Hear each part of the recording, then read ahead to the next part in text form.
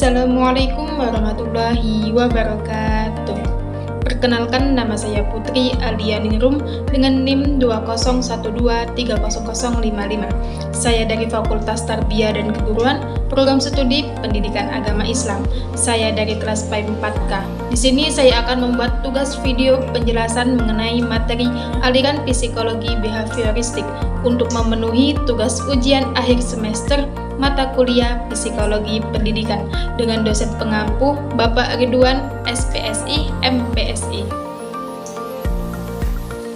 Baik, di sini saya akan menjelaskan materi yang pertama, yaitu pengertian psikologi behavioristik. Nah, jadi psikologi behavioristik ini adalah aliran psikologi yang menekankan pada studi perilaku yang dapat diamati, diukur, dan diramalkan secara objektif tanpa melibatkan aspek kesadaran atau proses mental.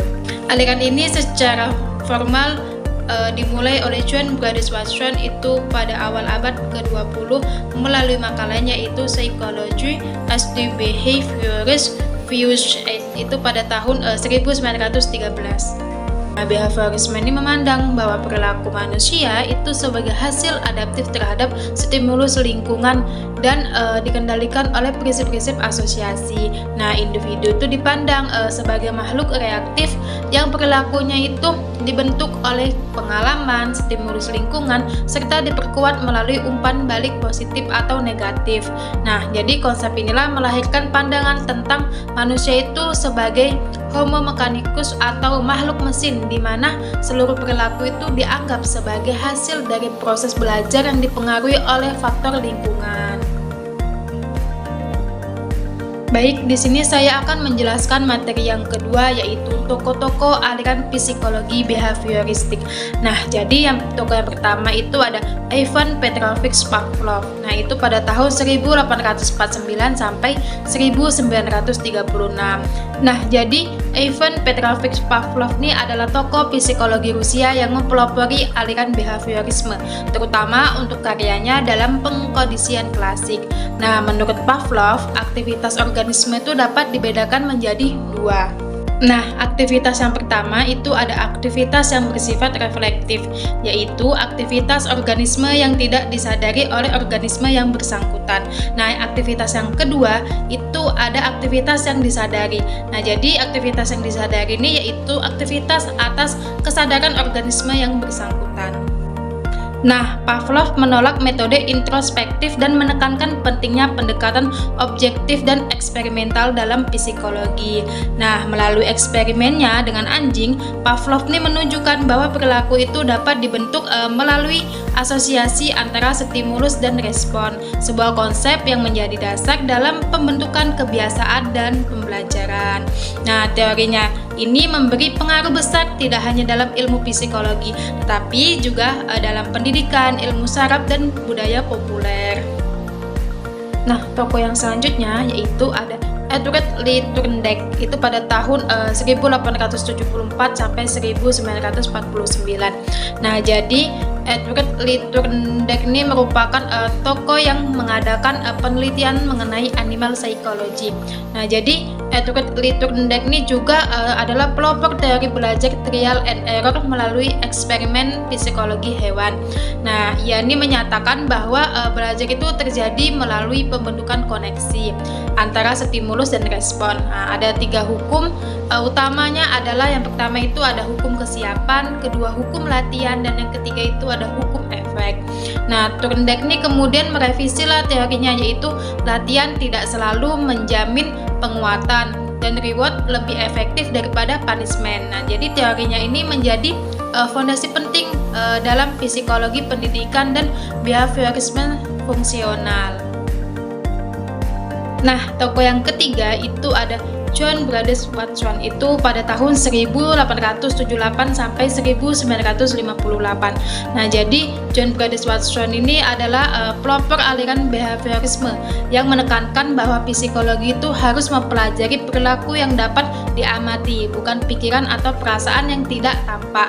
Nah, jadi Watson ini mencatat 4 metode khusus yang dapat digunakan oleh para behavioris dalam penyelidikan mereka. Yakni metode yang digunakan itu adalah yang pertama observasi langsung, yang kedua itu refleks bersyarat dari Pavlov, yang ketiga itu ada laporan lisan atau verbal, dan yang keempat itu ada testing. Nah, selanjutnya itu ada prinsip utama behaviorisme Watson. Nah, jadi yang pertama itu ada perilaku itu dibentuk oleh lingkungan melalui proses belajar. Nah, yang kedua itu respon terkondisi itu menjadi dasar perilaku. Dan yang ketiga, pengamatan terhadap perilaku hewan itu digunakan untuk memahami perilaku manusia.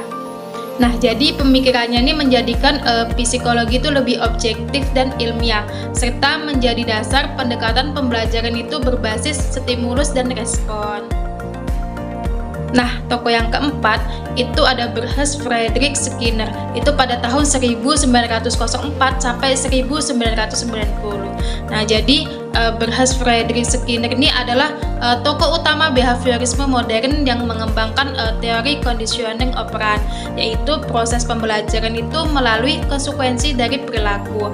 Nah, Skinner ini membedakan perilaku menjadi dua hal, yaitu perilaku yang pertama itu adalah perilaku yang alami. Nah, jadi perilaku yang alami ini yaitu perilaku yang ditimbulkan oleh stimulus yang jelas, yaitu atau perilaku yang bersifat reflektif. Dan yang kedua itu ada perilaku operan, yaitu perilaku yang ditimbulkan oleh stimulus yang tidak diketahui tetapi semata-mata ditimbulkan oleh organisme yang bersangkutan. Nah, menurut Skinner itu ada dua prinsip umum yang berkaitan dengan conditioning operant, yaitu yang pertama ada setiap respon yang diikuti oleh reward itu sebagai reinforcement stimuli akan cenderung diulangi. Nah, yang kedua itu reward atau reinforcement itu stimuli akan meningkatkan kecepatan rate terjadinya respon. Metode shaping itu adalah perilaku dibentuk secara bertahap melalui pemberian reward untuk perilaku kecil yang mengarah ke tujuan utama. Nah, pemikiran Skinner ini berpengaruh besar dalam pendidikan, terus modifikasi perilaku dan terapi perilaku hingga kini. Nah, tokoh yang kelima itu ada Albert Bandura. Nah, jadi Albert Bandura ini lahir di Alberta, Kanada pada tahun 1925. Salah satu pandangan Bandura itu memiliki penekanan peran sentral pembelajaran observasional, yaitu proses belajar itu melalui mengamati perilaku orang lain. Nah, jadi Bandura ini menemukan bahwa anak-anak itu bisa meniru perilaku tanpa harus diberi ganjaran, cukup dengan melihat model. Bandura membedakan antara imitation, peniruan dari tingkah laku orang lain, dan identification, yaitu identifikasi usaha untuk sepenuhnya mirip dengan orang lain. Nah, berbeda dengan Skinner, yaitu Bandura ini melihat individu itu memiliki kendali atas perilaku dan lingkungannya.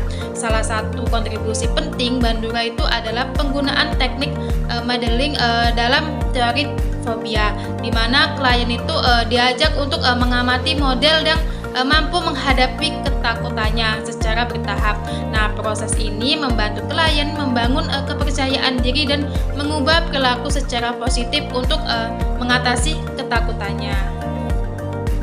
Nah, tokoh yang keenam itu ada John Dallor dan Neil E. Miller.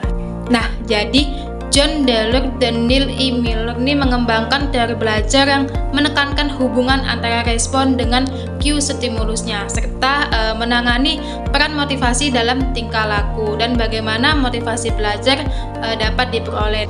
Dallor dan Miller menyatakan bahwa habit atau kebiasaan itu adalah ikatan antara stimulus dengan respon yang relatif stabil dan bertahan lama dalam kepribadian. Nah, namun dapat berubah dengan adanya pengalaman baru. Menurut Dallor dan Miller itu ada 4 komponen utama belajar, yakni yang pertama itu ada drive, yang kedua itu ada cue, yang ketiga itu ada respon, dan yang keempat itu ada reinforcement. Nah, jadi teori ini menunjukkan bahwa rasa takut dan kecemasan yang dipelajari itu memainkan peran penting dalam pembentukan kebiasaan dan motivasi manusia.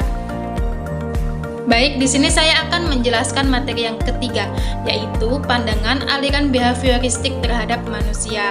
Nah, jadi aliran ini mempelajari perbuatan manusia itu bukan dari kesadarannya, melainkan hanya mengamati perbuatan dan tingkah laku yang berdasarkan kenyataan.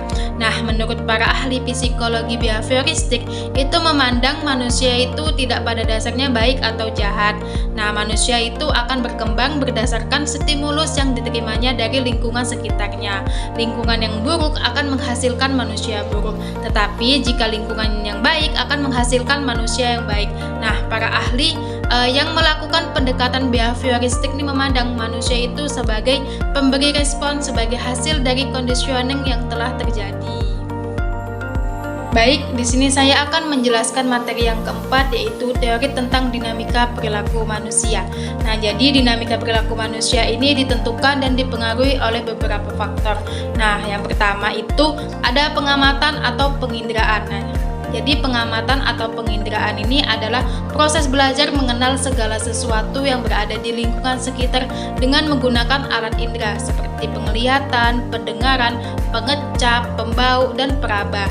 Nah, yang kedua itu ada persepsi. Nah, jadi persepsi ini adalah menafsirkan stimulus yang telah ada di otak atau pengertian individu tentang situasi atau pengalaman.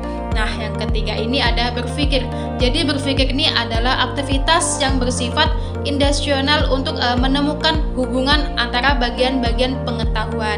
Nah, yang keempat itu ada inteligensi. Jadi inteligensi ini dapat diartikan sebagai kemampuan mental yang melibatkan proses berpikir rasional, kemampuan individu untuk menyesuaikan diri dengan situasi baru, dan kemampuan memecahkan simbol-simbol tertentu. Nah, yang kelima itu ada sikap. Jadi sikap itu adalah evaluasi positif, negatif, dan ambivalen individu terhadap objek, peristiwa, orang, atau ide tertentu. Nah, jadi sikap ini merupakan perasaan, keyakinan, dan kecenderungan perilaku yang relatif menetap. Cukup sekian penjelasan dari saya, kurang lebihnya saya mohon maaf. Saya akhiri, wassalamualaikum warahmatullahi wabarakatuh.